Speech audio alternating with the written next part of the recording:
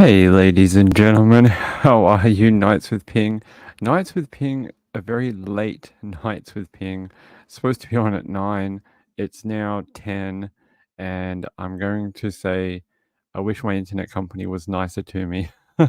um, we finally made it though. The net seems to be more stable. I hope everyone is able to jump in for a bit. I'm going to say hello to everyone. Hey, who's a girl is here? Hey, how are you? Fluffy Muffin.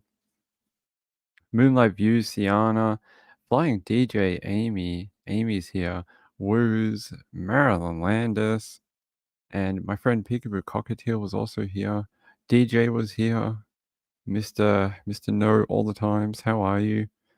Emily Narb, yep, another Maria, Gambler, Diane Marie, Moonlight View. Beth B was here too earlier. Where is she? Let me see. Beth B. Hey Beth B, how are you?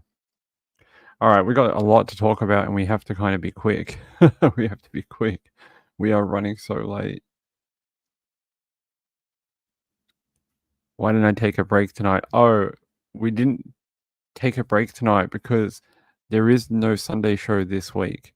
Until the Niners season finishes, I won't be here on Sundays for Sunday Nights with Ping because I'm going to be watching my 49ers on Sunday try and get to another Super Bowl.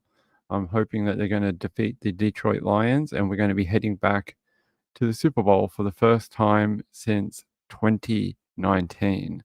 So I'm hoping that, and I'll be a nervous wreck all day, and we're playing the late game, so there will be no show on Sunday. That's why there is a show today and probably a show tomorrow to make up for it.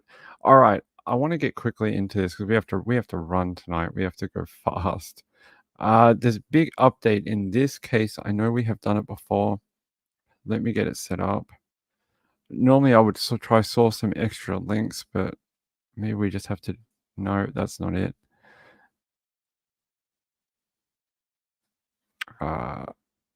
Yes, okay.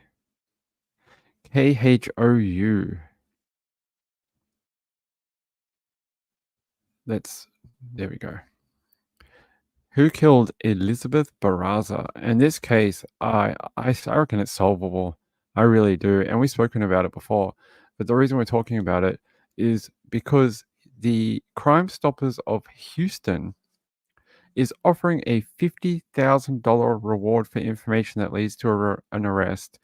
And I reckon they're going to get it. I really do. I think someone out there knows who committed this crime. And I believe it's solvable. And if you don't know about it, we're going to play something for you here so you can get a little bit of understanding. Let's play this. Min Chow, filling in for Rekha Mudaraj. It has been 5 years today since Elizabeth Barraza was shot and killed outside of her Tomball home. This afternoon, Barraza's family and investigators are asking for your help in catching her killer. Adam Bennett is outside Crime Stoppers headquarters in Midtown, where they spoke a short time ago. Adam. Well, Ron, investigators had a lot to say today, but we also heard from the family of Elizabeth Barraza. Her husband at the time said he cannot explain how difficult it has been the last 5 years, especially not knowing why this happened. Meanwhile, the lead detective on this case says they continue getting tips to this day from all over the world, but he says someone out there still has that one piece of information that could help them catch the killer. January 25th, 2019. Just before 7 a.m., 29-year-old Elizabeth Barraza was prepping for a garage sale outside her home on Cedar Walk Drive in Tomball. Surveillance video shows a person in what appears to be a disguise get out of a dark Nissan Frontier Pro 4X pickup. That person walks up to Barraza in the driveway and shoots her 4 times. The shooter leaves in the truck, which was seen in the neighborhood hours before the shooting and 2 minutes afterwards. I had to trade our 5th anniversary for her funeral. In the 5 years since, Barraza's then husband Sergio and other family members have pleaded for information to raise our lights and our hearts, while Barraza's fellow Star Wars fans raised reward money, and the FBI and Texas Rangers joined the investigation. Today, the family is again asking for your help. I want this person off the street. because I don't want any other family to go through what we've gone through. For 5 years, every night, wondering, The lead investigator says Barraza's family has been nothing but cooperative during the last 5 years. Definitely the most frustrating case that I've had as a homicide investigator. He's hopeful new technology will help. He's also asking tipsters to give information that hasn't yet been made public. my beautiful daughter could have done so many wonderful things if she was here, and she isn't. And so we're asking the public's assistance. If you know something, say something. Crime Stoppers is offering $50,000 for information leading to the shooter in this case. You can call 713-222-TIPS or send that information through Crime Stoppers website or through their mobile app. And remember, all tips are anonymous. So think of being that family. That family has lived with 5 or 6 years of uncertainty, just not knowing why their daughter was wiped off the face of the earth. No idea. They might have a few sneaking suspicions, or maybe the police told them a couple of things, but you could see from the her dad on there that he's just devastated that his daughter's gone. And I think I've shown on either the Sunday show or something before the doorbell footage where you can hear the gun go off. We can probably find it. Hold on. Barraza. I'll see if I can find it. It's pretty confronting. I'll just see if this is the right one. Okay, this is the right one. Yeah, let's share this. So you see the warning here? You see it? Everyone see it? Okay. Don't have to say it. It's something that, this could be loud, it could be violent, this and that. All right. Let's have a look.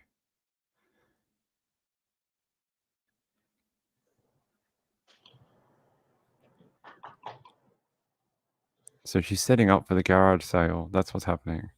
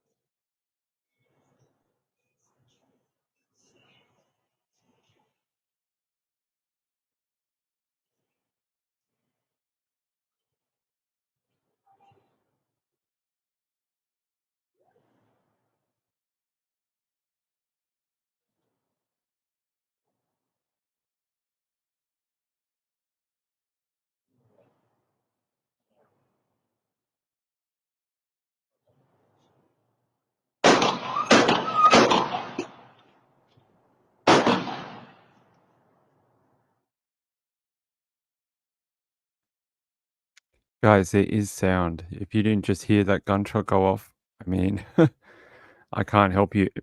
The first bit is very quiet. You can hear people sort of like mumbling in the background or something. A lot of people have tried to decode what is being said in that background. What are they saying before those gunshots? And I don't think anyone has fully been able to decode it. I've heard a couple of suggestions that people have tried to slow it down. They've tried to play with the audio and things like that. I haven't heard very many that have been very close. So sorry about that. I tried to warn you that it was loud and, quite violent. But that is the moment she is killed. She's talking to someone right before that gunshot. I'll rewind it back here. You might have to have it on headphones or put it. Hold on. I'll try and put it back here and I'll try and stop it before the gunshots. But she's talking to someone. See, blah blah blah. You can hear it right in that background. I haven't heard anyone get a great explanation of it. I've heard a couple of things. Something like, if I remember correctly, there's been a couple of suggestions. I don't know. I don't want to pollute anyone's audio hearing. If I tell you what I think it says, then that's all you'll ever hear. And I think it's better if you just kind of listen to it and maybe come up with your own idea of what it says. That way, there's no polluting of your thoughts, if that makes sense. Because if you do that, if I tell you, it's one of those weird things where, if you ever listen to those misheard lyrics things, and then that's all you can ever hear is the people with the funny lyrics to popular songs, and for the rest of your life, that's all you'll ever hear. Very sad case. I think 100% solvable. 100%. I think someone knows who this shooter was. I think someone knows who that truck was. 100%. And possibly more than one person involved. I just have a weird feeling it's more than one person that was at least in the organization of it. I just have a weird feeling that there's a shooter and maybe someone else. Maybe someone in a car. Maybe someone driving the car. Don't know. Yeah, sorry. I did warn that the gunshots just come out of nowhere and they're really loud. Yeah. $50,000 reward for information that can help solve this crime. It would be nice to have another cold case written off and having answers for that family, for Liz's family. I think that would be great. There's so much speculation in this case. There's a lot of speculation about a certain person in this case. I don't want to go into it because I don't want to get sued. But if you research it yourself, you'll find a lot of people talking about it on Reddit and things like that. Some people have a very clear suspect. Some people think it's completely someone else. So is it the one from across the street, on the other side, where you can see the person running up to the garage sale? I think we can find that. Hold on. I think it's the opposite side of the street. Liz Barraza video. All right, hold on. Let me see is this London Arts? No, it's not this one. Let me find the other one. There's one where you can see from the opposite side, I think. You can sort of see someone run up to her, I think, and then I think you can see them fire and run away. Let me see if I can find it. Liz Barraza.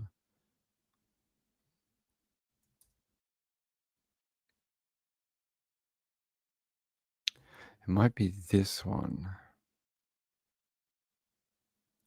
I don't want to steal London Arts' video, unfortunately. Let's see if it's this one. Might be this. I think it's this one. Let's see if they play it.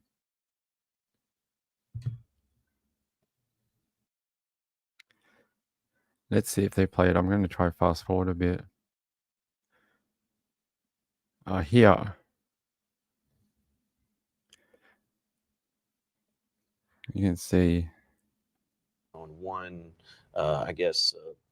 scenario that you think why this occurred, or times I've watched that video. And so I try to sometimes think outside the box, and sometimes investigators, you get focused or tunnel vision on one,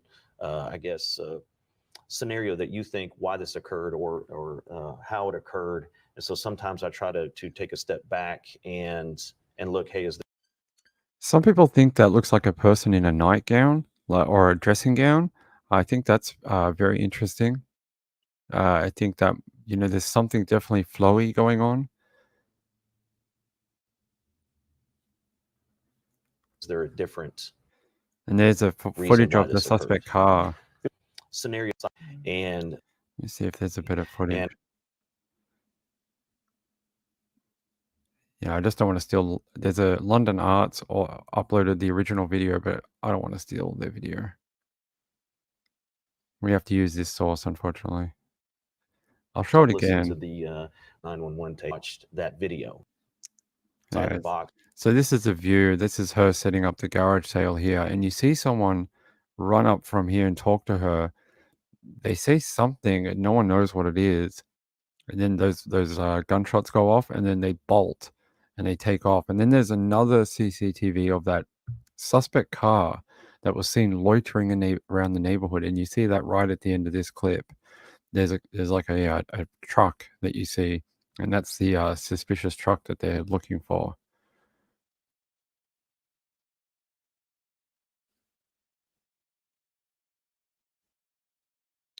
Shebe says, I remember when you used to say they will solve the Gilgo Beach thing. Yeah, it happened eventually. It did happen. I was very hopeful that eventually they would do that, even though I was so fearful that they had screwed up the investigation so early that maybe they pissed away some leads from, the early days. But they did it. They did it. I believe they can do this one too, and I believe we can get there. All cases are solvable. It depends on who wants to come forward and who has the courage to come forward and say what they know. And sometimes investigators So let's start that again. This is the person they're looking for here. Some people think it's a woman. I think maybe that's a interesting point. Some people have had some weird theories on that. And then as they're running away, you see focused or tunnel vision. as they're running away, you sort of see this like, I'll mute that. You sort of see flowy something. I don't know if someone else can see that too. See, it's like a nightgown or a dressing gown. And then this is that truck. This is the truck that was seen in the neighborhood that they want to find out who owns this. Someone must know these people. They have to. And then that's that video we watched before where she's setting up from her home. I think this is her home or her neighbor's. I think it's hers. And you hear those gunshots go off after some mumbling for about 60 seconds. Someone's sort of like mumbling, and all you hear is and then bang, bang, bang. Yeah. $50,000 reward, life-changing money. Life-changing money. If you know anything, who do we contact? Let's find who we contact. Let's see the real people who we contact. Oh, wait, we have the full footage here. All right. We can watch it from the start here. Daily Mail. Okay. Thanks, Daily Mail, for archiving that.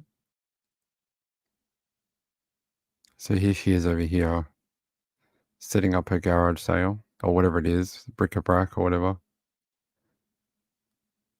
People will probably yell at me. I probably got it wrong. It's all right. And then this person approaches from here, this direction. You can see them coming up quite quickly. There's a person they think, or no, pulled the trigger.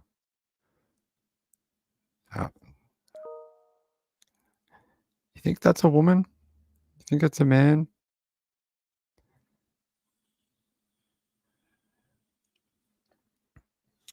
They have some sort of correspondence with each other, and then there you go. Wow, that's so brutal.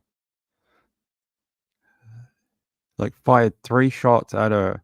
She dropped to the ground and then fired a 4th into her, like, while she was on the ground. I mean, someone wanted her dead. That they weren't playing around, and then they take off in this car here. That's that same car that was seen earlier loitering on the CCTV, probably casing the place. So there you go. There's the full footage of that one we were looking for. Anyone with information with the shooting death of Elizabeth Barraza is urged to call Houston Crime Stoppers 713-222-8477. It's solvable, people. Someone out there knows who killed this lovely woman. Someone out there saw something. Someone out there saw the truck, saw something that morning. Maybe a neighbor that hasn't come forward yet. Maybe didn't want to get involved. They're like, oh, I don't want to get involved in a murder investigation. I just want to, live my life. I don't want to have the cops all up in my business. Come forward. Help someone. Help the family. Get them the answers they deserve. Find who killed their daughter. I think that would. Hey, you might get $50,000. All right. Moonlight View says walks like a woman. Yeah. There's some other stuff here. There's some other information there. I don't know how much we should talk about without. I like to stay as factual as I can. Oh, I guess we can a little bit. After she was killed, some people, not saying it's me, just some people out there think that her husband moved on very quickly. That's all I'm going to say. I don't say it's not my personal opinion. I'm just saying there's a lot of speculation out there. I don't like dealing in speculation, but some people are referring to it in the chat. Yes, there's some interesting. You want to do some further information? You want to look on Reddit and things like that? You might find more information of that regard. You might. All right, give me 1 second. One moment, please.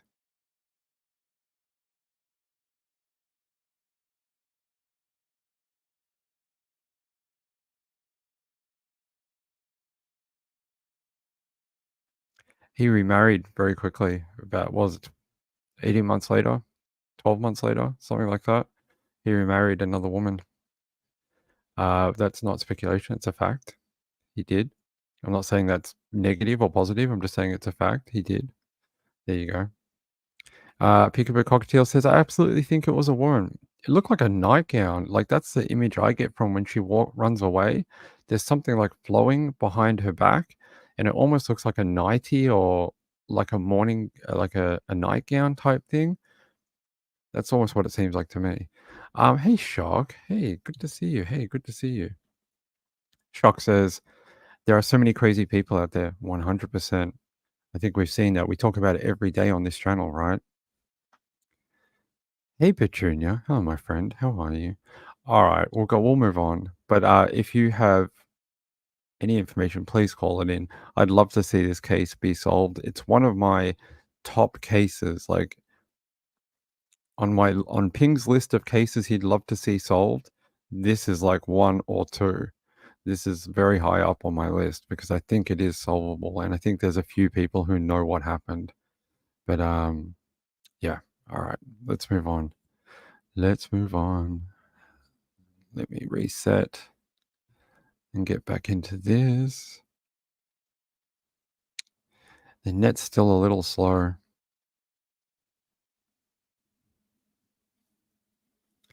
Actually, this is interesting. It says Santa Fe gunman recommitted to hospital remains incompetent to stand trial. That's interesting. I don't remember this one.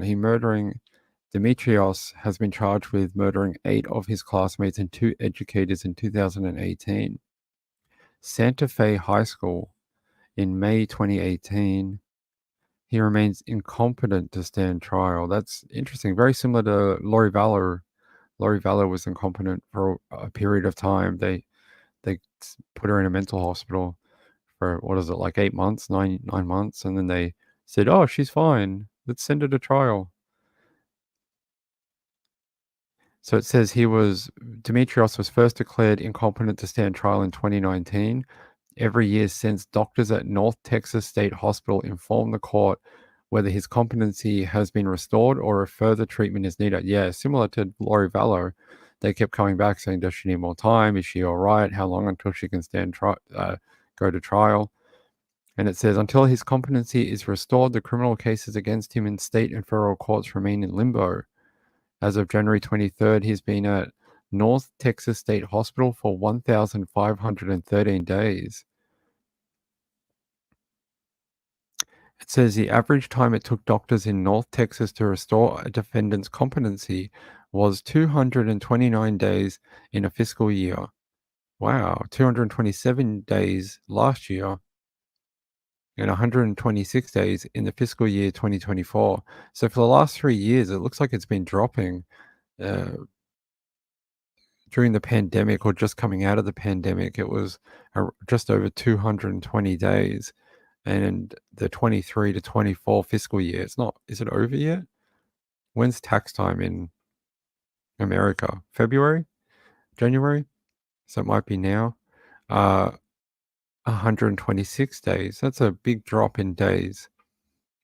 It says, as of December 2023, state records show Demetrios was only one of 11 patients at a facility for 5 years or longer for competency restoration.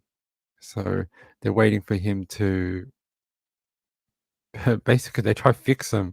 They're like, hey, until we can fix his mental health, he can't stand trial. So he's just going to sit here until we can, whether that's 1 day or 10 years. We're going to sit here and try to fix his mental workings and health. And, he has to go through a rigorous trial for the people he killed. He has to be able to do that for, 3 months or something. So I don't remember. Maybe I've just been seeing so many school shootings and I just don't remember this one. If anyone in the chat remembers and has any good information, let me know because I just don't remember. Shock says, Ping, your calming voice put me to sleep the other night. It's not a bad thing. I have insomnia. Beth B says, yes, I really want to see this case solved. Yes, me too.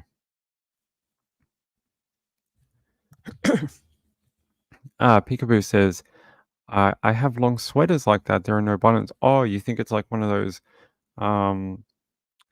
you see women wear them, like women, they often wear the jeans and then they have like the really long sweater at the back, like the knitted type sweater or,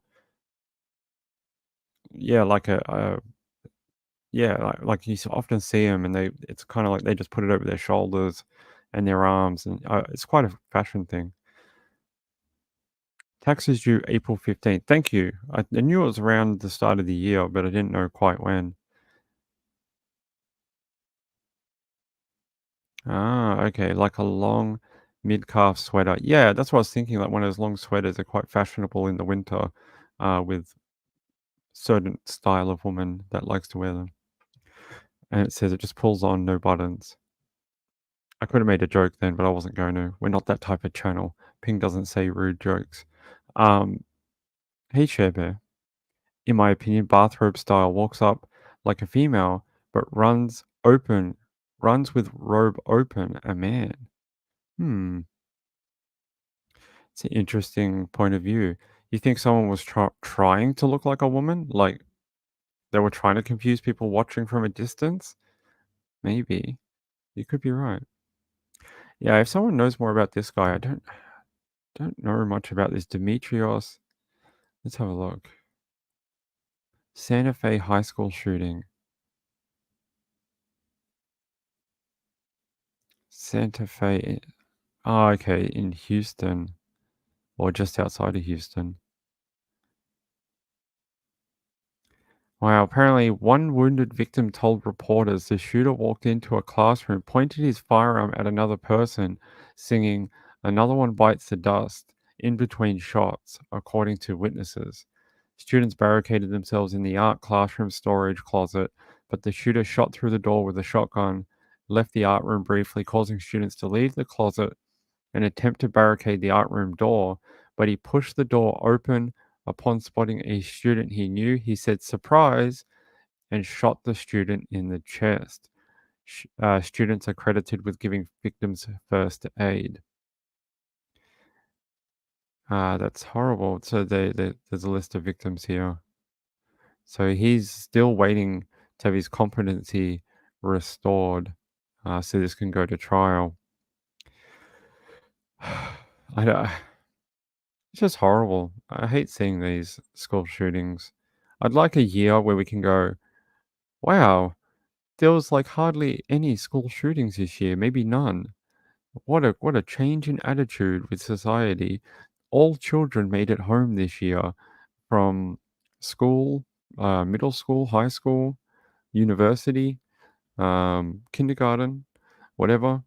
And there was no lives lost this year in America due to school shootings. That would be a great year.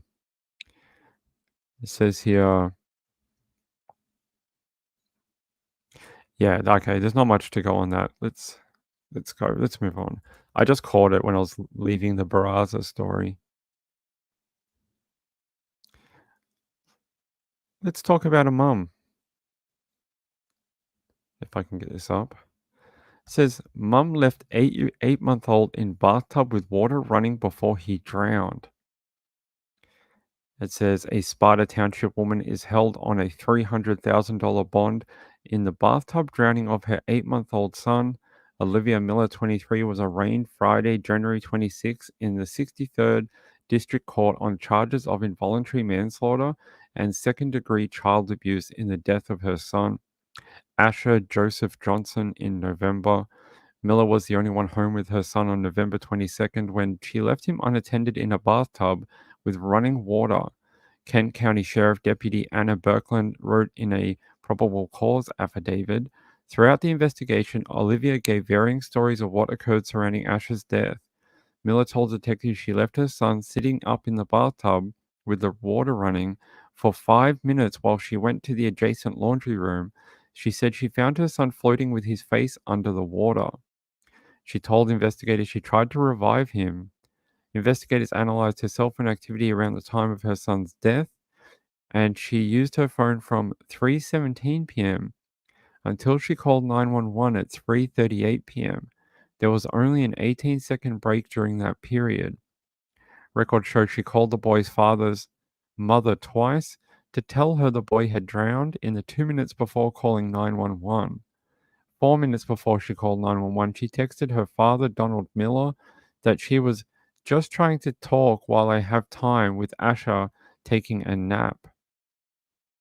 How would he be taking a nap if he's in the bath? I don't think that's a place you make your child take a nap. Says Sparta police were on the scene 7 minutes after the 911 called. The child was lying face up on the living room floor. Police attempted life-saving measures before the boy was taken to Helen DeVos Children's Hospital, where he was pronounced dead. How horrible. It says Dr. Stephen Cole, a forensic pathologist, determined that the child had drowned. He estimated that the child's body had been on the floor for at least 20 minutes prior to police reaching the scene in the 4600 block of 6 Mile Road, Northwest in Sparta Township. Miller has retained attorney Frank Stanley. He could not be immediately reached for comment. Involuntary manslaughter carries a maximum penalty of 15 years in prison upon conviction. Second-degree child abuse is a 10-year felony. Miller has a preliminary examination set for February 14th. What a sad story. The fact that she used her phone is weird, and she called the boys her father and then said, "Oh, I'm just trying to have a talk while Ash is taking a nap." It's ultimately false. Like, it's so easy to be disproved because how can he have a nap when he's in the bath? I mean, unless it's some sort of new age, parenting style that I've never heard of, but I don't think you put babies in the bath for a nap. Shock says, what is wrong with people? I never left my babies in the tub alone. I sat on the bathroom floor next to the tub the whole time. Isn't there a movie where it's something similar to that? A lady, I can't remember the movie. She's trying to wash her baby and she falls asleep like for a microsecond. She's so tired. She's a new mom and she falls asleep for like a microsecond. And during that microsecond, she dreams that her son is drowning and she snaps out of it and she wakes up and her son's fine. But I mean, those are the type of emotions that some parents go through if they're so tired and that. But this doesn't seem like that type of case. But I thought somebody out there might know what that movie was, but it came to my head reading this story. Nanalana says, "Ping, that would be wonderful. It would be nice, wouldn't it?" Wu says, "Why on earth did she leave him alone? You never leave a kid alone in a bathtub. Isn't that like the first rule of little babies? You just don't leave them alone anywhere unless they're sort of in their crib, and then you have a monitor, to make sure if it starts crying or whatever, you can get notified instantly. You don't just go, oh, it'll be all right. Just leave him in the tub. It'll be fine." Joe says that is as bad as leaving a child unattended in a vehicle. Right. Yeah. You never leave a child alone. That's right.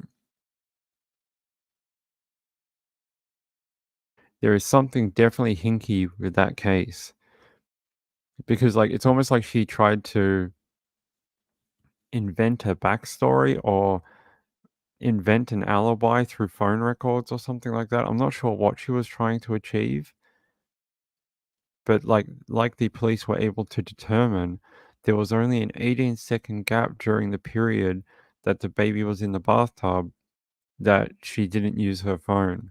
So that's very concerning. It's interesting here too. She told investigators she tried to revive him. Normally, and I think that's what they're saying, that during this period she was on her phone the whole time. There's no way she could have tried to do first aid on the boy. But also that I think a lot of times when you do first aid on a child, they're able to tell, if unfortunately if the baby dies, they're able to tell because of certain bruising and pressure in certain parts of the chest and rib cage from doing compressions. Oftentimes, little babies' bones are not as strong as adults, so they often either fracture or bruise or things like that. So close to not being here. What? Oh, let me read this. Lindy says, when I was a toddler, my mum ran a full bath of water for herself. She thought I was napping. Phone rang. She went to answer. Came back. I was floating face down and blue. She pressed on my back and water came flying out and I took a breath. Uh, Lindy says, so close to not being here. Lindy, that is frightening. And I'm sure your mum was just a sleep deprived mum, probably just a bit, you know, out of it. I just don't think that's what this case sounds like. This case sounds like a woman maybe suffering from some sort of, I don't know what they call it. It does it fall under the postpartum depression thing when they want to hurt their babies when the babies are young? Is that the same thing? I'm not 100% sure.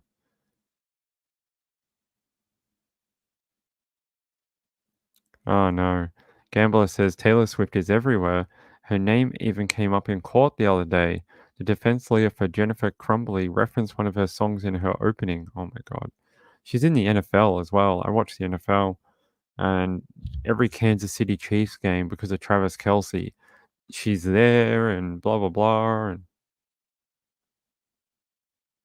oh, your mum was a helicopter mum? Well, it's good because you're here today, Lindy. You're still with us. But that is very frightening, and I'm sure your mum never did anything like that ever again. I'm sure she was probably like, I am never doing something like that again. I just want to check to see if there's any news on the missing woman. Missing woman.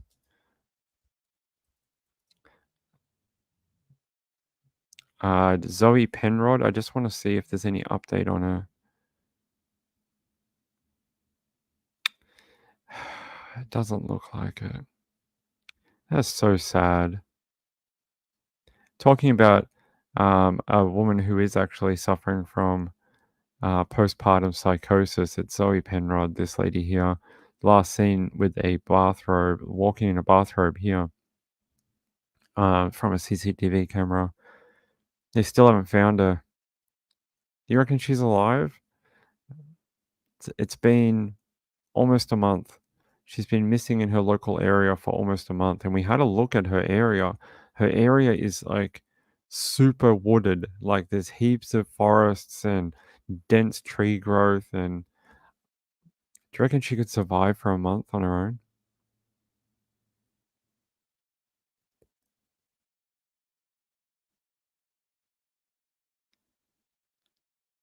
No.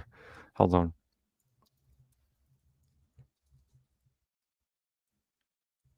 Sorry, Trish just emailed.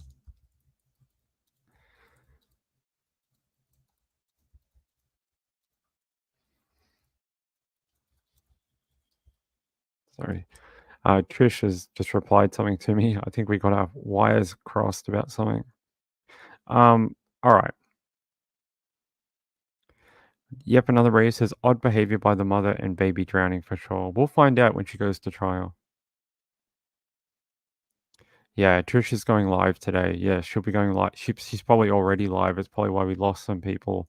They probably went over to Trisha's, unfortunately. I knew that was a risk opening the channel, and I knew that might happen. Sienna says, out of pure exhaustion with 1, 2, and then 3 kids when it was bath time once, I started the water. I didn't leave the bathroom for any reason without the child or children with me. Wow, I can't imagine how hard that would be, Sienna. It'd be so exhausting, especially when like dad's away or there is no dad or, dad's at work or something like that. Trying to wrangle 3 children, 2 children, 1 child, 24 hours a day. You have to be like eagle-eyed. Mums out there do a really great job.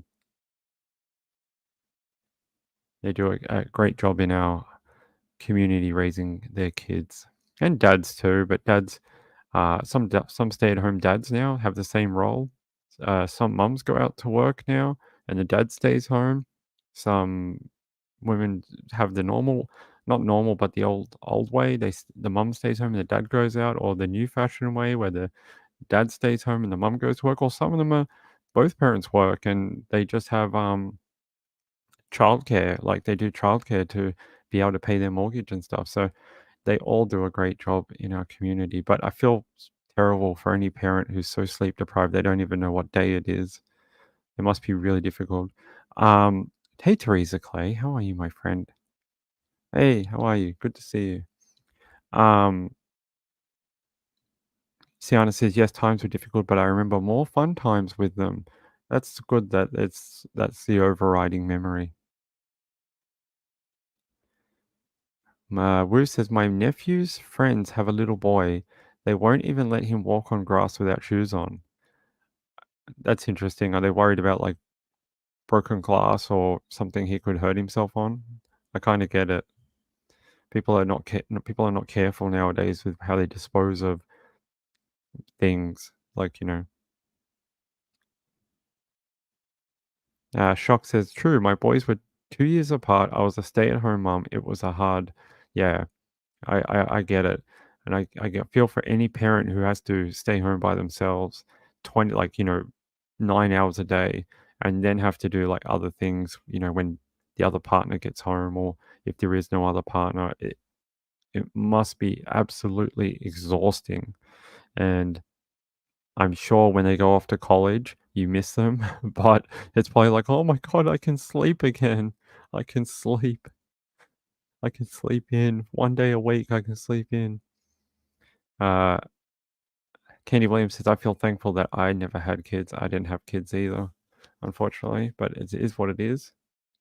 You make your decisions and you live with them, and that's how it is in life. Candy Williams says, yeah, so we need to start a club, Candy Williams. We need to start a kidless club, a club for people who didn't have children.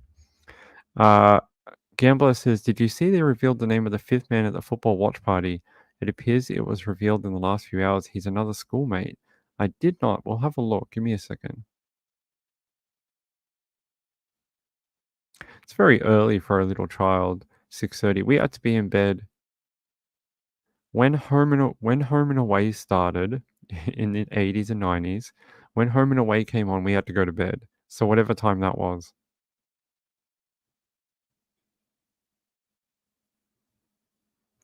Shebet says, darn it, I'm baby 11. You're baby 11?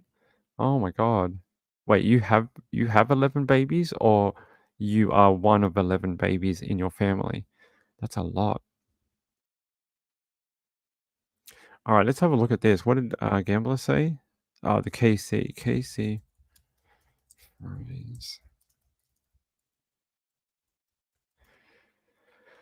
All right, let's see if there's any.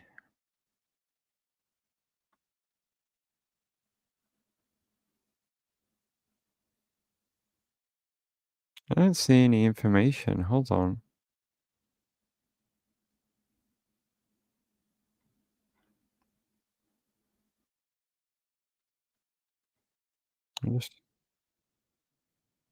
I'm just trying to find out if there's more info. 57 minutes ago, the New York Post. There we go. I found it. Just took a bit of Googling. Here we go. It says fifth Kansas City Chiefs fan at party where friends were later found frozen to death ID'd report. It says fifth man who attended the Kansas City Chiefs watch party and left before three of his friends were later found frozen to death in the host's backyard has been identified in a new report as Alex Werner Lee, Alex Weiner. I'm going to say that's how that's how I'm going to pronounce it.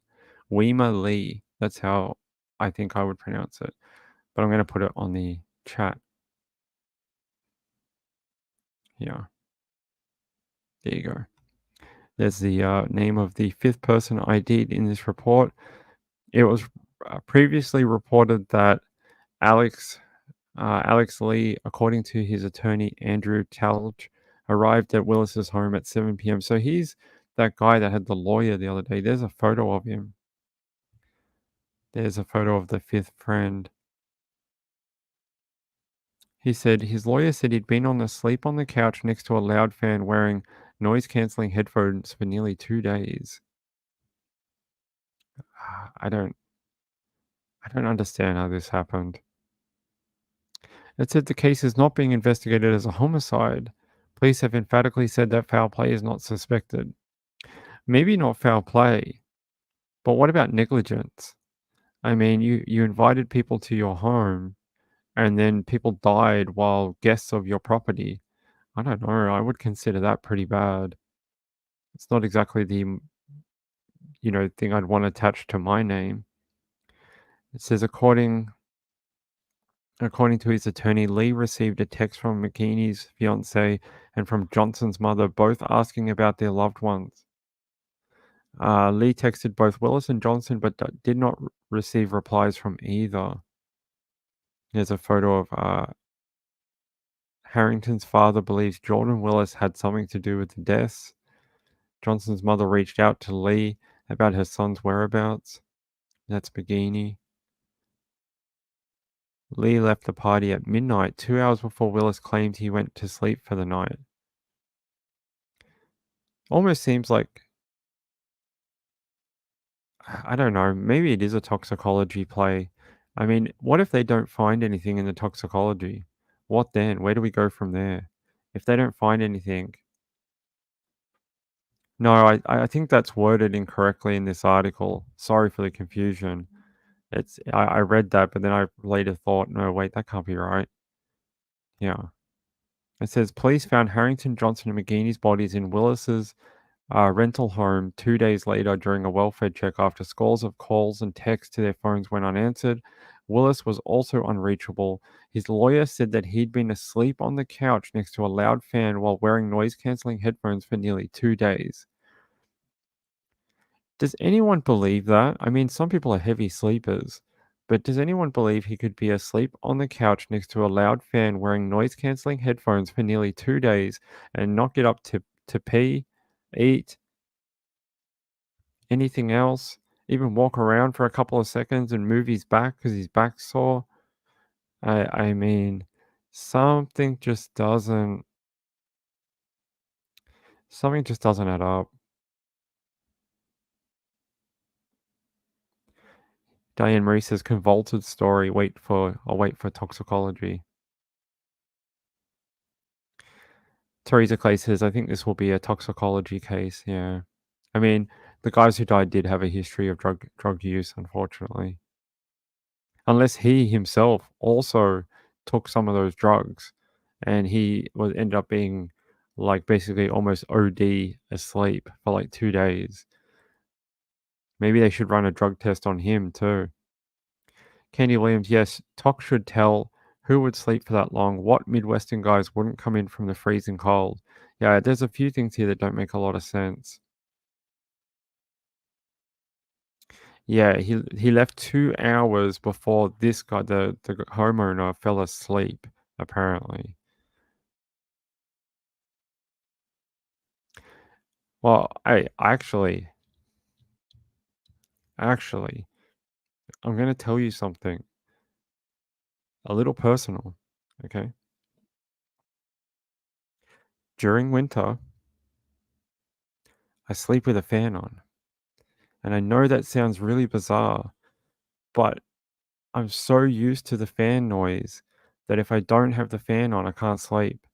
And I need the fan noise to be able to sleep. And I know that sounds bizarre, but I am actually a person who has a fan on in winter. And I don't mean to add any credibility to his story, but yeah, for real, I actually sleep with a fan on during winter. I have to. I can't sleep without it. So there you go. Yeah, there you go. Diane Marie as well.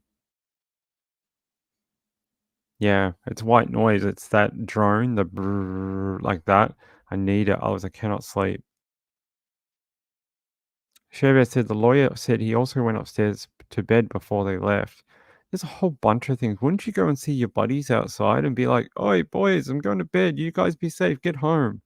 I know, like, I mean, it's freezing. It's 40, like, what was it, like 30 below in the wind chill? There's something here that doesn't make a lot of sense. Yay, Teresa Clay is a fan person too. Lynn D as well. Lynn D says, I use my fan all year in winter, just very slow. Yeah, very slow, not high. I just have it on the lowest setting. Nonalina says, ping us women always have a fan on. I know why. It's okay. I get it. Sienna says, I need noise to sleep. I usually have music very low. Okay. It's another way of doing it.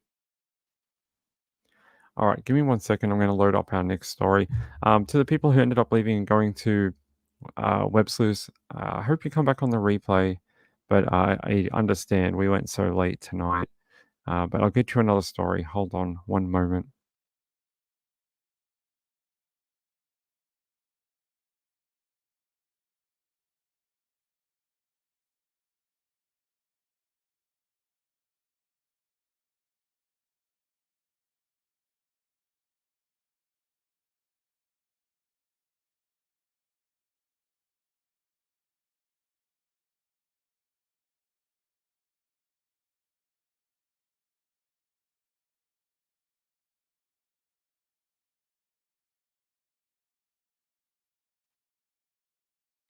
I thought this was interesting. Brian Laundrie called parents Roberta and Christopher 20 times in 2 days after killing Gabby Petito, telling them she was gone and that he needed a lawyer. I think we all knew it was coming to this point. And it says new details obtained by Daily Mail from Christopher and Roberta Laundrie's depositions reveal Brian made a revelatory 55-minute call on August 29th, 2021. The call took place 2 days after Gabby was last seen alive and was followed by another call at 9:20 p.m. that lasted 22 minutes, according to phone records. From there followed a flurry of up to 20 calls that day and on August 30, with most of them between the killer and his mother. Think we all knew that him and his mom had some sort of weird, freaky, you know, relationship. Very, horror movie sort of thing, like where, yes, boy, I'll help you. You are the love of my life. Like, I mean, that kind of stuff. That was weird.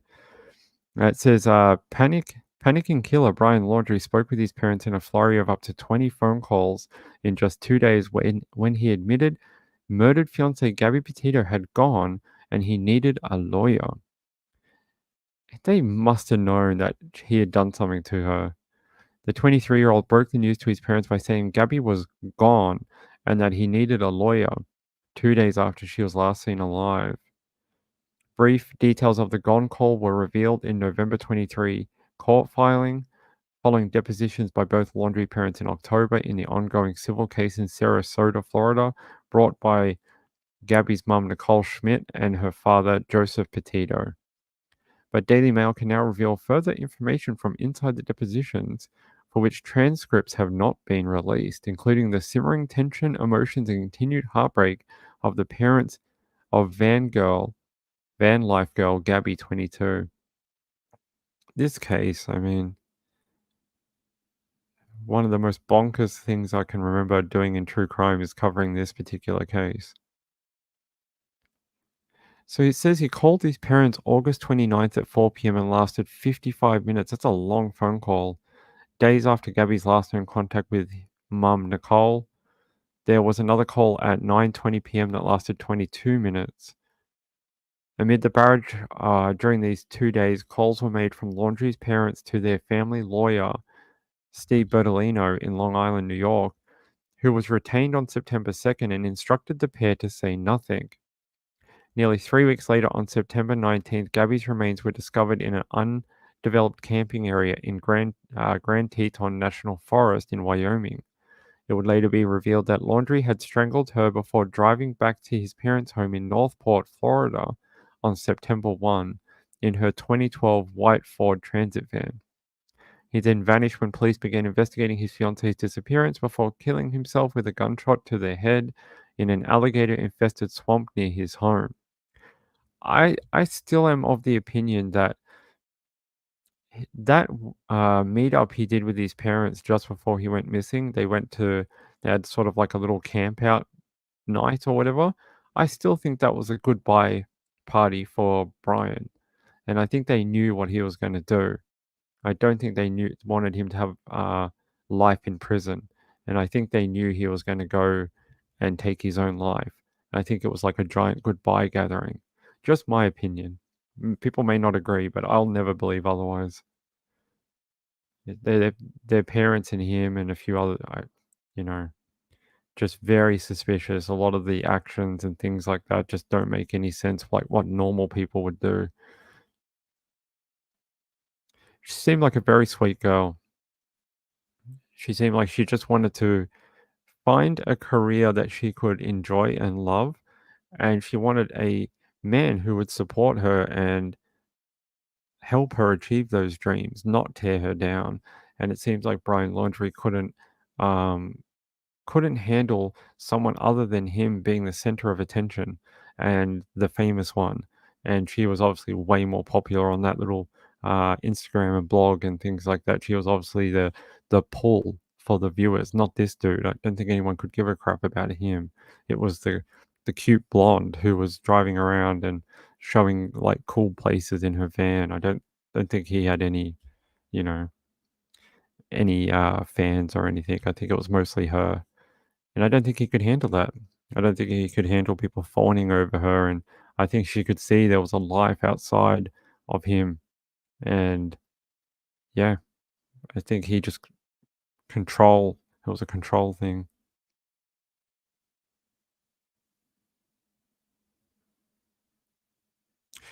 I don't know. I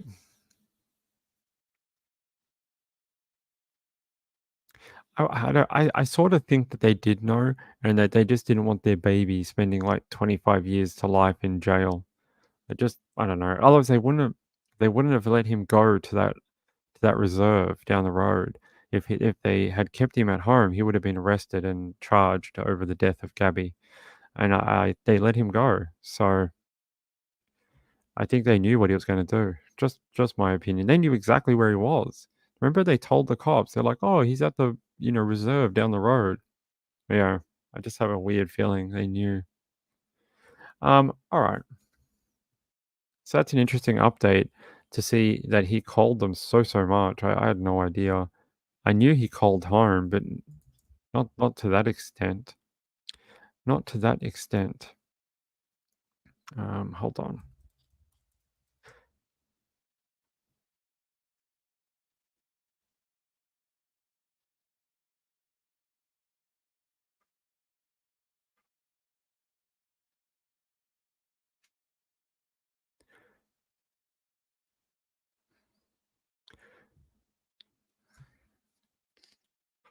Missing Florida woman is found dead a day after husband's truck was set on fire. Brevet County, Florida, a homicide investigation is underway after officials reportedly found the body of a missing 39-year-old woman along with her husband's truck ablaze. In a press conference held January 25th, Brevet County Sheriff Wayne Ivey said Amber Estep was last seen by her husband Brian on January 16th. The couple allegedly got into an argument after a medical appointment, and Brian dropped his wife off near the area of I-95 north of State Road 50 after she asked to exit the vehicle. Amber's mother reported her daughter missing several days later. On January 19th, after she failed to show up for work, according to Ivy, the sheriff said officials found the pickup truck of the victim's husband completely engulfed in flames within hours of launching their missing person investigation. The sheriff's office is working with the state fire marshal's office to determine how the fire started. On January 20th, a property owner reportedly found Estep's body off State Route 46 near Pitbull Lane and reported it to authorities. Investigators are examining evidence and conducting interviews to gather more information on the case. There's a photo of the truck. That is well alight. That is not a tiny fire. That's been going for a while. Let me look at Brian Estep.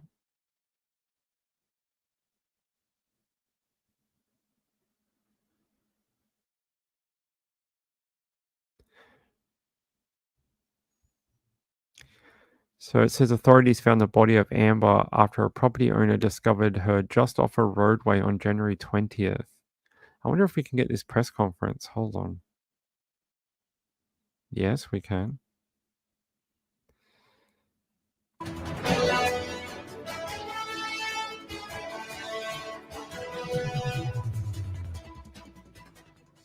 afternoon, everybody. I'm Sheriff Wayne Ivory, the Brevard County Sheriff's Office.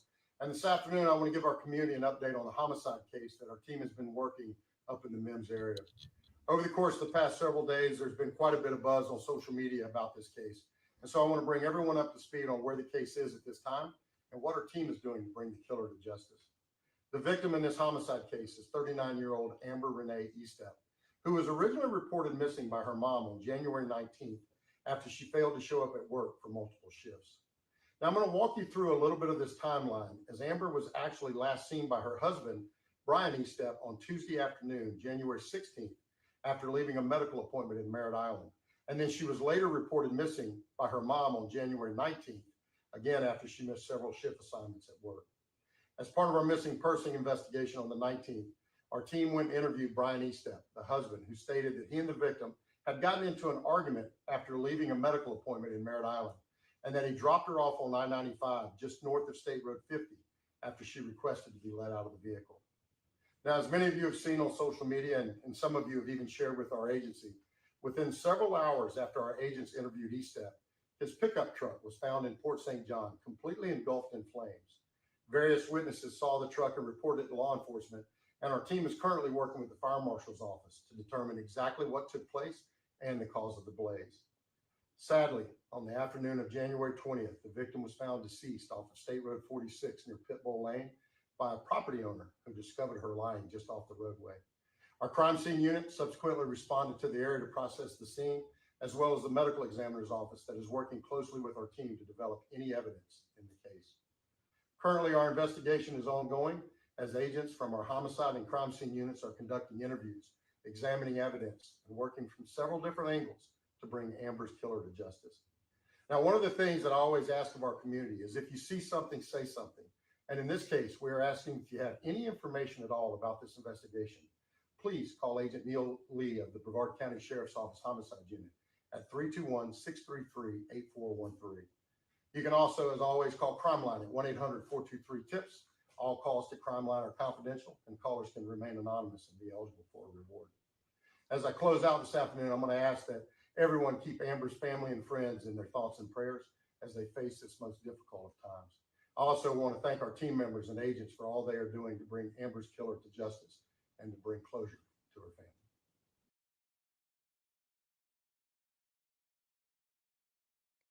That entrance music was bonkers. Did you hear that? It was like da da da da da da da da da da. I was like, what is that? They have this like super loud entrance music. Very sad. Did you see that fire? Maybe we can go back and have a quick look at that. Let me mute it though. Where did they talk about that fire? That was brutal.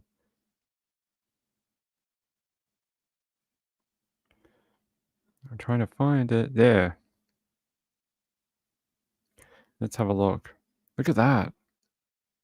That is a very well done truck. Very, very well done. It's not medium rare. It's well done. Hold on. All right. Kathy Lynch says, I have a floor fan on all year long. It gets air in the house too, and you stop mold and dampness in winter.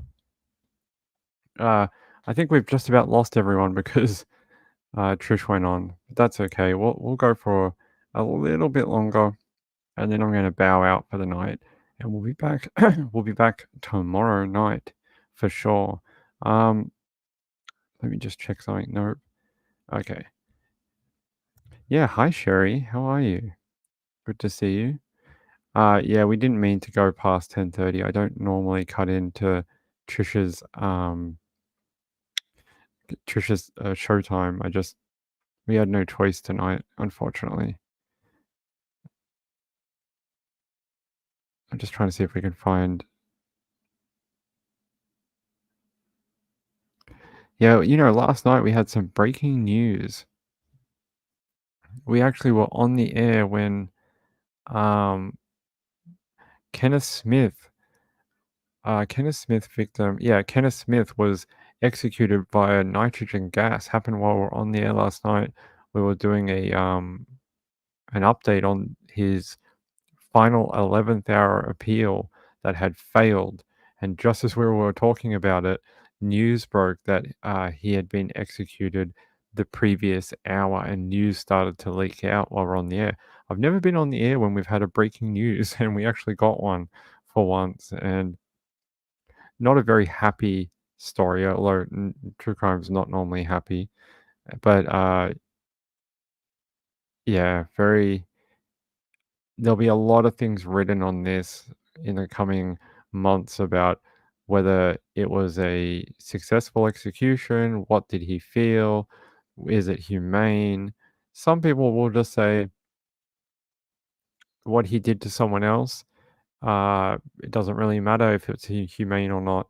I've seen that argument a few times online that he wasn't humane in how he hurt people. So why are we so worried about what we're doing to him? But I think people like to at least make sure we're doing things by the book or the best way we can if we are going to commit these type of capital punishments. But yeah, that was very interesting last night. Hey, what are you doing here? Don't you have a show on the other channel? What's going on? How are you here?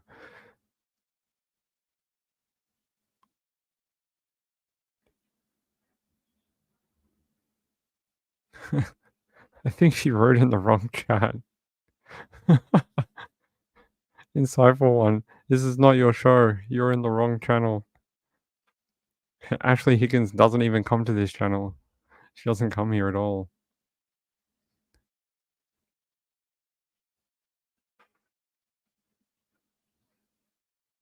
Hey, wild man's mum. Hey, how are you? Says been listening, and my answer is not a chance. He would need. Yeah, he would have to, right? Biologics. He would have to. Yeah, Insightful ones must be in the wrong chat because yeah, Ashley Higgins is not a subscriber to this channel. She doesn't come here. I don't know why. She just doesn't like my shows. That's how it is. Yeah, it's pretty funny.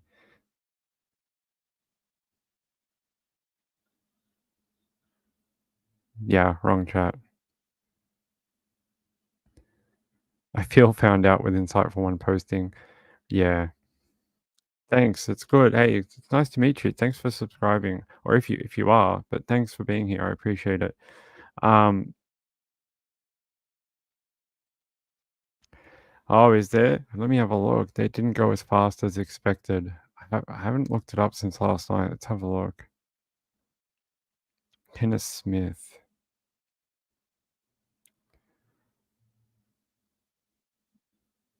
Is there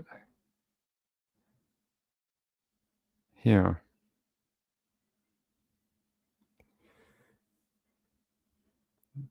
Says Kenneth Smith's execution called troubling by White House as more inmates slated to die by nitrogen.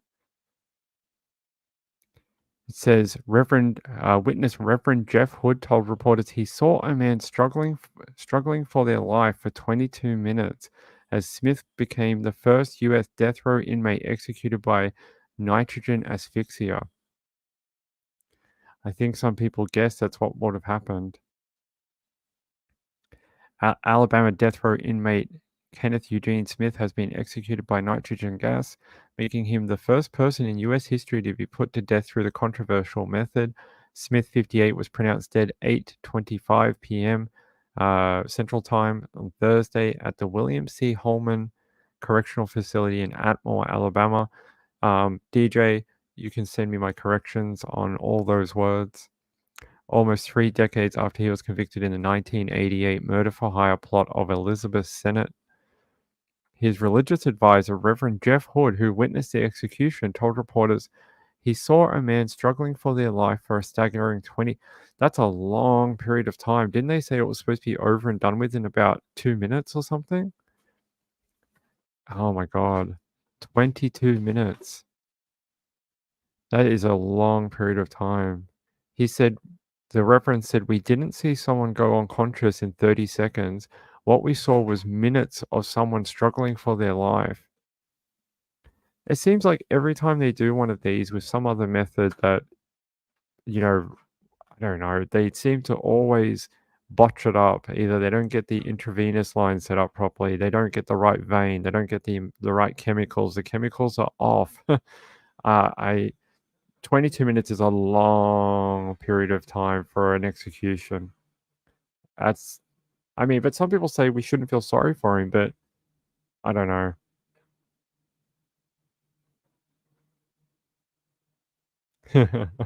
A good old shot of whatever they gave me for my last surgery. Are you talking about the guys in Kansas? Yeah, possibly. Pethidol or whatever it's called, pethidine, maybe. That's horrible. I mean, you know how we have the saying, I wouldn't wish it on my worst enemy? Maybe that is something here. Maybe, that's a long time to be trying to struggle for air and be in a asphyxia type of state. They're saying that the official said that he expects other states to follow suit based on the feedback he's received from the execution. I think it provides an opportunities for states to use this method. What, at 22 minutes? I don't know about that. I think they'd prefer to give them the injection. It's over and done in like under a minute. They go to sleep and they start snoring and they go, oh, time of death. Oh, they're out. I think they'd prefer to stay with that. It says Alabama Governor Kay Ivey claims Smith got what he asked for after execution. Alabama Governor Ivey released a statement following Smith's execution in which he claimed the death row inmate got what he asked for with his controversial nitrogen gas execution. Read her statement in full. It says, on March 18, 1988, 45-year-old Elizabeth Sennett's life was brutally taken from her by Kenneth Eugene Smith. After more than 30 years and attempt after attempt to game the system, Mr. Smith has answered for his horrendous crimes. The execution was lawfully carried out by nitrogen hypoxia, the method previously requested by Mr. Smith as an alternative to lethal injection. At long last, Mr. Smith got what he asked for, and this case can finally be put to rest. Her final statement says, I pray that Elizabeth Sennett's family can receive closure after all these years dealing with that great loss. Yeah, he had a lot of back and forth with the court. At one point, he did actually ask for a nitrogen gas execution and then changed his mind when he realized how awful it would be. But I don't know. I think it was probably just an attempt, like she says, to game the system. Stop one thing and move it to another and try to do it again when you say, oh, nitrogen's, not humane. So it says Smith's death also marked the first time anywhere in the world that nitrogen hypoxia, the process of slowly depriving a prisoner of oxygen using a fitted mask, has been used. The AG described the event as something historic. He said activists don't care that Alabama's new method is humane and effective because they know it is also easy to carry out. Despite the international effort by activists to undermine and disparage our state's justice system and to deny victims the justice they deserve from the heinous murders, our proven methods offer a blueprint for other states and a warning to those who would contemplate contemplate shedding innocent blood. Yes, it does. That's what capital punishment is supposed to be. It's supposed to be a warning. You commit murder, and we're going to do this shit to you. Like that's, you know, that's exactly what it's supposed to be. It's supposed to be a warning from now. You want to commit these type of killings and whatever, we're going to do this to you. Might take a while, but we're going to get there. Hey, Leisha, how are you? Peekaboo Cockatiel, why tell people not to murder and then they murder them? I guess. Some said 17 minutes. That's still a long time. Even if he's exaggerating a little bit by saying 22 minutes. 17 minutes. I think they originally said it would be over and done with within 3 minutes. So that's still a multiple of more than 3 minutes. So Inside Ones, I'm so sorry, I'm in the wrong chat. Indeed, you are, because Ashley Higgins is not here. It's all right. Don't worry about it.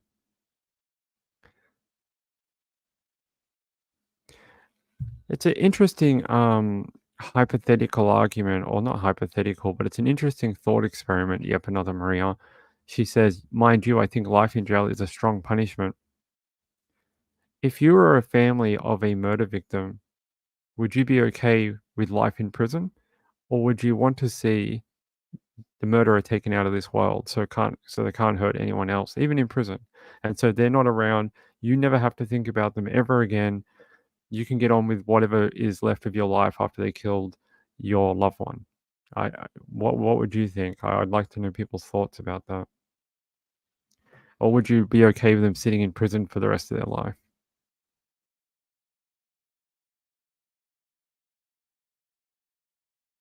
Let me know what you think.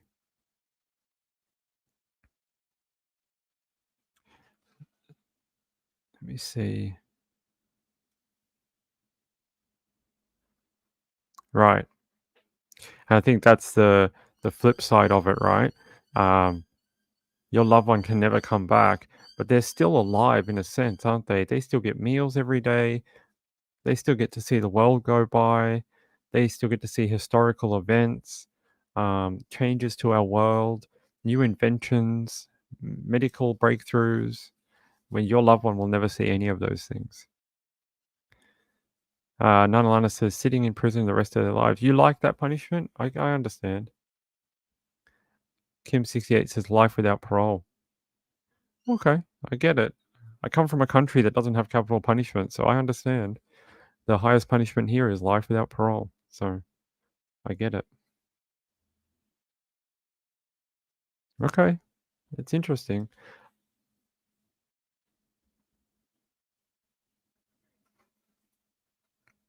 They have to live with their consequences and have to remember that why they're in that box for the rest of their life. Yeah. I see both sides of it. I see both sides.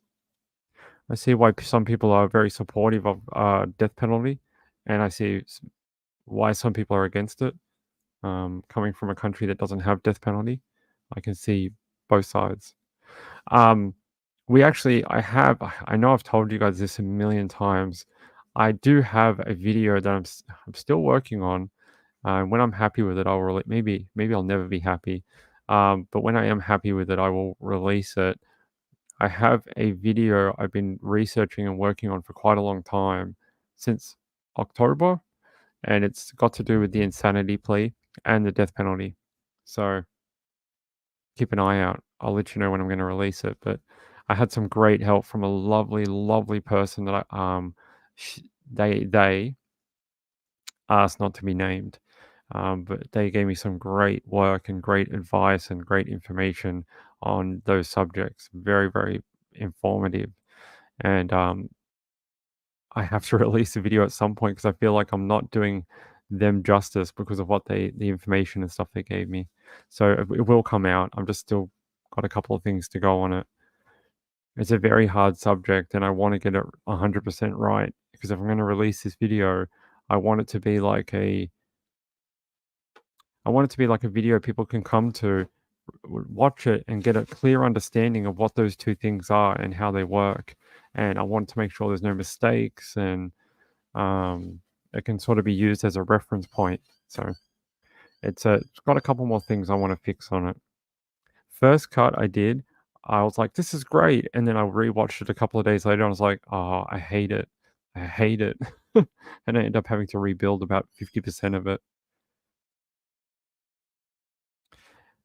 Hey, Wildman's mom says, what is the average time spent on death row? I think it's quite a long time, right? Over 10 years?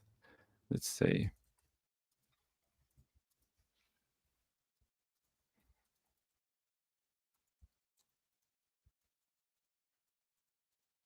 Let's see. Yeah, it is. It's over 10 years. I thought so.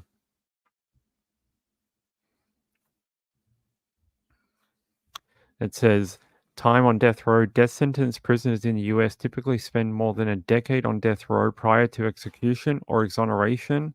Some prisoners have been on death row for well over 20 years.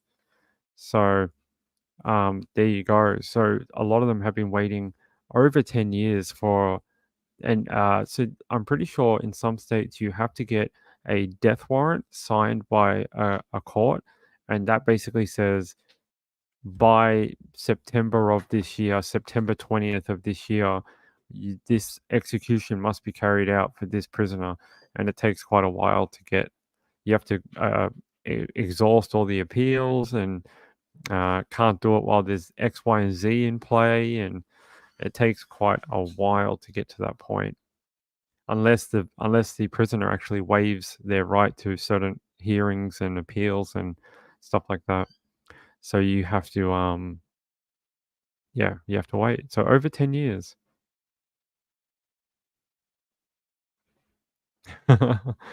Sherbet says, give up that 49ers game and finish it, please. Never. I'll never give up my Niners. I love my Niners. I told Mrs. Ping there's only two things I love in life. It's her and my football team. Wild Man's mum said that's more than the families have if they're elderly or sick and they never see justice. They're the ones that break my heart in true crime, is where someone is either missing, presumed murdered, and there's no answers, like the two girls, vanishing cousins we talked about a couple of weeks ago from WA. A lot of their family have died. They're gone. And they don't know what happened to their daughters. They just don't know. It happened in the 70s, and they still don't have answers to what happened to their loved ones. Those are the cases that break my heart in true crime, where people die in old age or whatever, and they just don't have the answers to what happened to their loved ones. That's why I love the stories in true crime where they get answers before they pass away.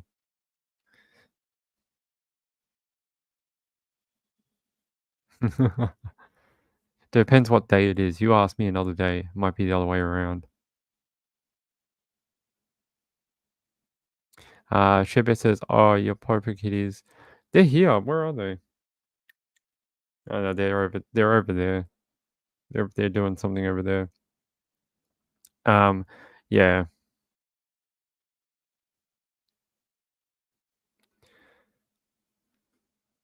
Ping, they know now they're united. I believe that. Yeah, hopefully in the afterlife, they're able to see their loved ones again and find out exactly what happened, and that's what gives me hope in true crime, is that maybe there is an afterlife and people can somehow find answers that way.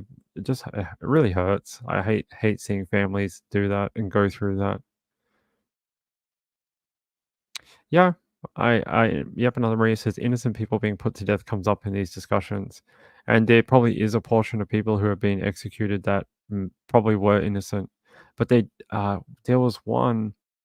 I watched a documentary on it a little while ago. It was a man in Texas who was accused of killing his wife and kids, and they executed him after he went through a bunch of different appeals. His final appeal was denied. The Supreme Court said even if they retested the evidence, which one of them was a jacket, even if they retested it with current DNA methods, the Supreme Court judges said they didn't think, even if the DNA came back as not him, it wouldn't have changed the outcome of the case. And they're like, yeah, just go and kill him. They were like, no, we just don't think so. And they didn't tell him that the jacket that he wanted to be tested had already been destroyed by the police station. So there was no way they could test it anyway. And he ended up being executed. I know, actually, sorry. I'm pretty sure he died on death row before his execution date. Not long before, like a month before, he died on death row. He didn't actually go through the execution, died of natural causes, I think. He was quite a sick man in prison. He had like cancer and a few other things. And Wildman's mom said there has been a few. That's why we have to stay true to the process of the justice system. Yeah. That's why they get a lot of appeals, I think. And I hope most of the time that if there is evidence that can help prove them innocent, that it will come into light and they will be able to appeal that and get new testing done or something. I'm sure there has been a few that didn't deserve it, though. There's always a percent of mistakes. Nothing's ever perfect, ever in life. All right. I think we've talked enough about the death penalty, at least for today. It tends to upset a lot of people. All right. Let's see. Do we have anything else we could... Do we have anything else? What's going on here?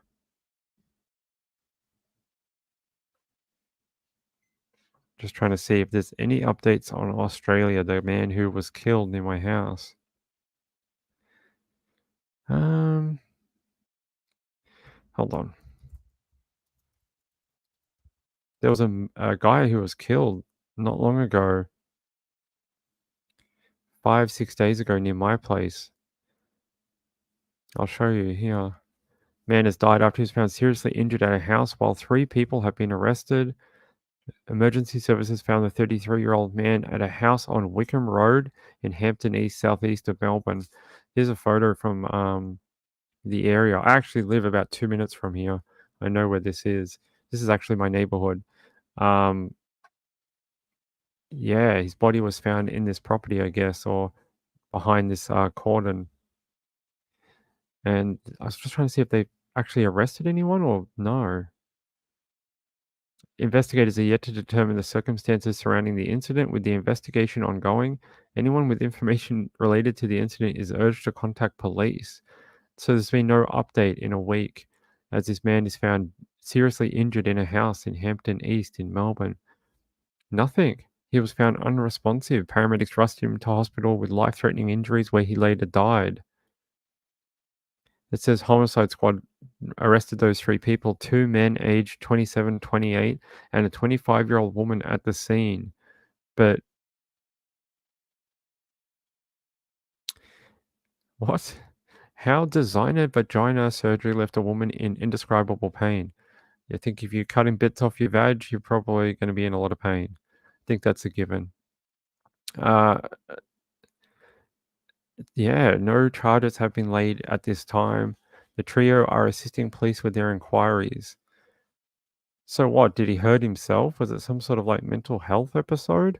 It's interesting that after a week there's no charges, no anything. Homicide squad's pretty quick at this kind of thing. Over death of Sam Baker. His name was Sam Baker.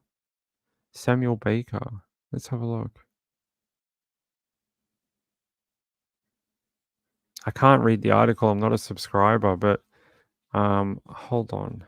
I can show you a photo of the man who died. Hold on. I'll have to take a screenshot.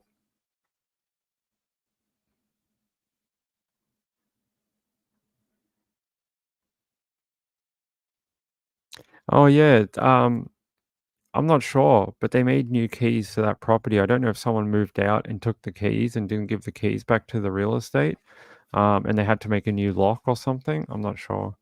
Hold on, I'll show you. It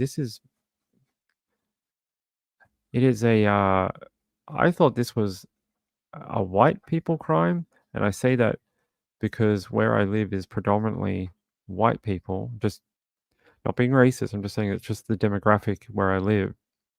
But this man is a man of color, and that was very surprising. Very surprising for this area. Well, not that surprising. We do have some Africans and Sudanese and things like that that live around here, but bit interesting. All right, where is this? Here, let me give you a photo of the man who was found very injured and later died in hospital.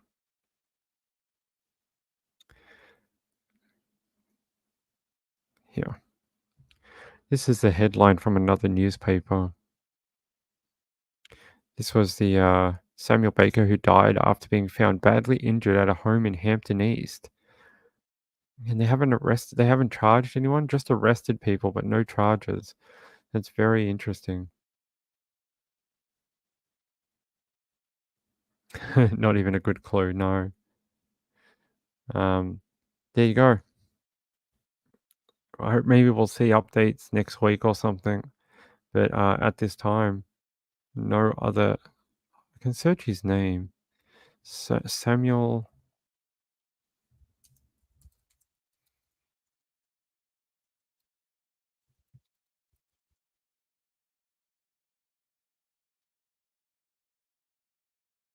His name is Samuel Baker Ayul from Ashburton. Was found unresponsive with life-threatening injuries. Critical stab wounds, apparently. Here's another photo of him here. So someone stabbed him. Or did he stab himself? It says it's understood Baker was a frequent visitor to the property where he suffered the fatal injuries. The house has been cordoned off with police tape as detectives continue to figure out exactly what happened. A drone was deployed to assist the hunt from the sky, while SES volunteers scoured a property across the road from the house. Neighbors said rowdy gatherings were held regularly at the home. There's a photo of Sam Baker. Another of the property on Wickham Road. Hey, Troy, it was on Wickham Road. This guy was killed. Just right in Hampton, around the corner. Not far, no. It says here he was taken to the Alfred with life-threatening wounds, but died a short time later. And then it says 3 people, 27-year-old. Yeah, that's it though. No charges. Maybe the homicide investigation is not finished yet.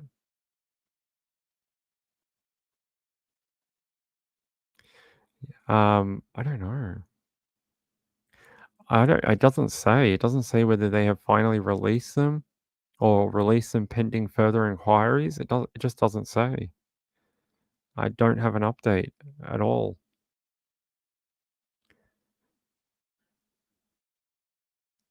I'm just trying to see if there's any other more relevant updates. 5 days ago, 4 days ago.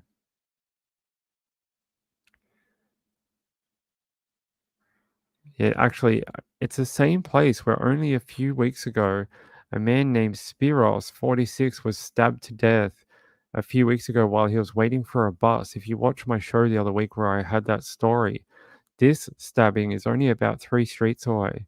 So a very similar location to where the other man was allegedly killed while waiting for a bus. Hampton East is becoming very violent. Yeah, it says 9 News says he's the second man to be killed in a week. Maybe they'll give us an update here. No? From the air to the ground, police search for a murder weapon after a party at a Hampton East home takes a deadly turn. Guest Sammy Baker was stabbed at the Wickham Road address just before 4 o'clock yesterday afternoon. Trying to keep it peaceful is a struggle for me. The 33-year-old was taken to the Alfred Hospital but died shortly after. It's really concerning. I've got 3 young children. Friends have told 9 News Sammy was an insurance worker who lived with his mother in Ashburton and moved to Melbourne from South Sudan. It's heartbreaking for the parent who lose a child. Neighbours say in the past 6 months, the home has been a venue for rowdy parties. It would kind of spread out from Friday through to Monday. Loud gatherings, I suppose. So called the police a couple of times. 2 men and a woman were arrested at the home yesterday, including a 27-year-old resident. Drug paraphernalia and empty bottles of alcohol can be seen strewn across the living room. That will all form part of the homicide investigation. The 33-year-old is the second man to be killed in Hampton East in less than 3 weeks, after local Spiros Philides was allegedly stabbed to death by a stranger just 300 metres up the road. It's a community, two stabbings like that, you've got to be concerned, absolutely. I feel strongly that we need to support people in our area so that these sorts of things don't happen. Gillian Lantouris, 9 News.